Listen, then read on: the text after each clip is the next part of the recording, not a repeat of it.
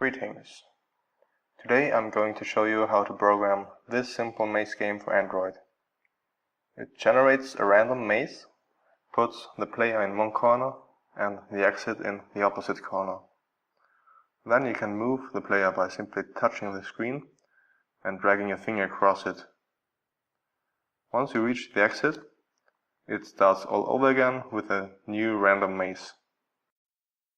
By the way, I'm using Android Studio version 2.3.3.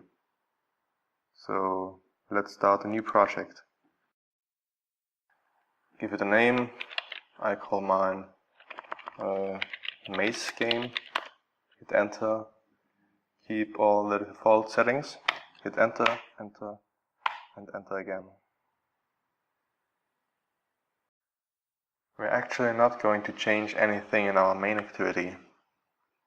So first, we need a new class. Go to App, Java, right-click the package, New Java class. Call it GameView, and let the superclass be View. Hit OK. Because we extend the View class, we need a constructor. Use the shortcut Alt Insert, constructor, and for example we only need this one. And with the same shortcut override a method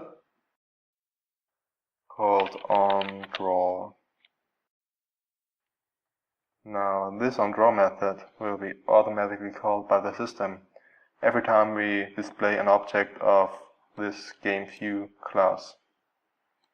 So to test this, write canvas.drawColor, color.green, which will set the background color to green. Now we're ready to put our class into the layout.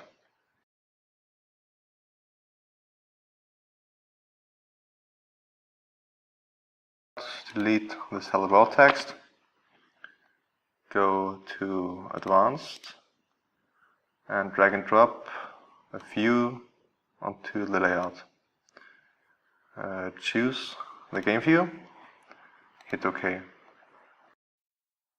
So this small gray rectangle is our game view. Now I want to make it as big as the screen. Click these green circles and pull them to the edges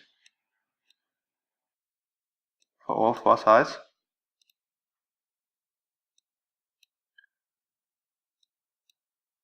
But as you can see, the size didn't change because the width and height are still set to wrap content.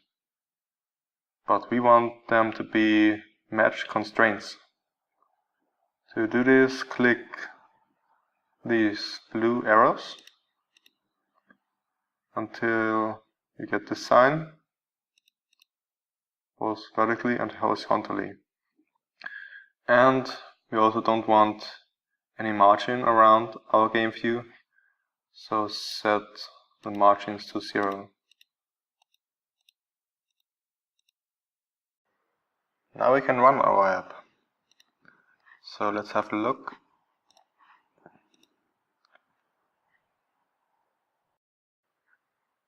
As expected, a plain green screen.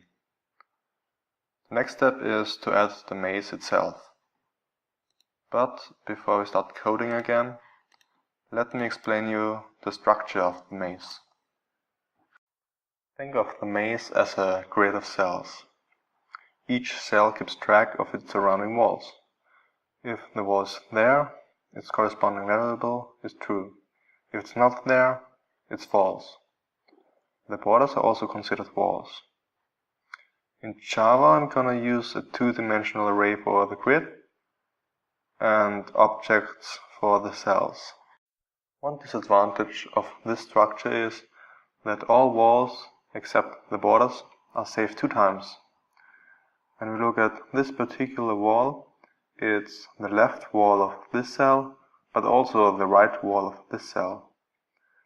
But since we have enough memory space in our cell phones today, We don't need to worry about this. Now let's get back to the coding. First, we need a cell class. I'm gonna put it in our GameView class. Private class cell. And for the walls, I'm gonna use Boolean variables, all set to true by default. So top wall equals true, left wall equals true, bottom wall equals true, and right wall equals true. Each cell shall also remember its position. So int call for column and row. And we also want the constructor to set the position. Like this. Now I'm gonna make the two-dimensional array for the grid at the top of our GameView class. Private cell 2 dimensions cells, and for the number of columns and rows I'm gonna use constants. Private static final calls equals 7. Oops, forgot the int. And rows equals 10. Now let's initialize our maze. I'm gonna do this in a separate method. Private void create maze cells equals new cell calls rows. Now after this, all cells are still null and we have to create them ourselves. I like to do this in a nested for loop. For int x equals 0, x less than calls, x plus plus, and copy that. Replace x with y and calls with rows.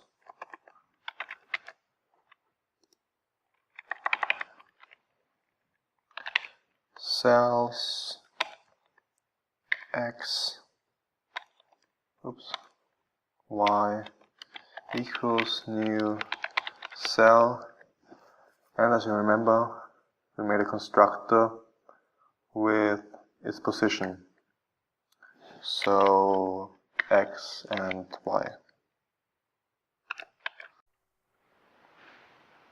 I'm gonna stop now, so thanks for watching and stay tuned for part 2.